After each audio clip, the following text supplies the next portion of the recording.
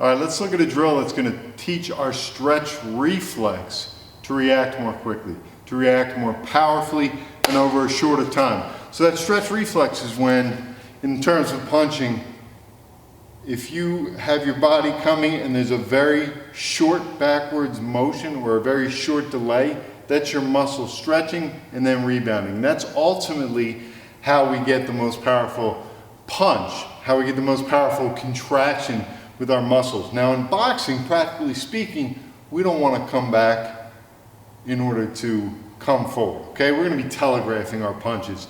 But even if we keep our fists here and we drive our body, there is a short stretch reflex here. Our goal is to make that even shorter so that there's less telegraphing, but to make it quicker and to make it more powerful. Now the way that we train a stretch reflex, whether that's the upper body and the arms or the legs, when we land on the ground, that's an eccentric contraction, that's a lengthening.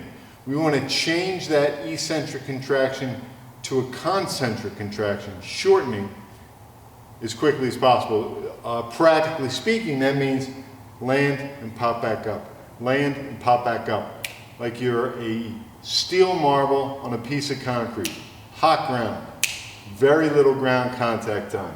If we use our entire body weight, it's hard to get that level of rebound, so we're going to have assistance with the band.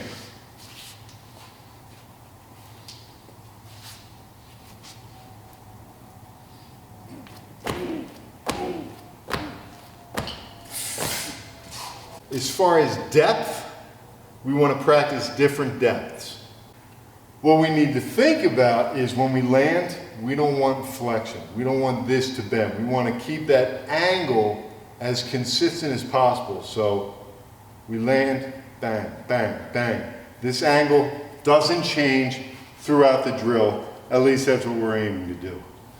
So in this set, I'm going to pick an angle with more of a bent arm.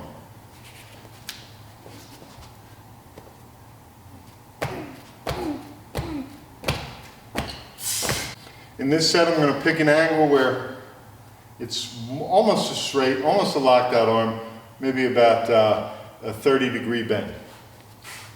Again, keep that angle consistent to the best of your ability.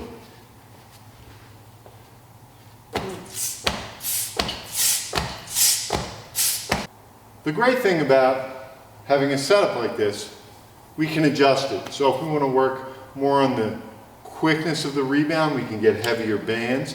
We can double up the bands. We can move this higher so we have more assistance.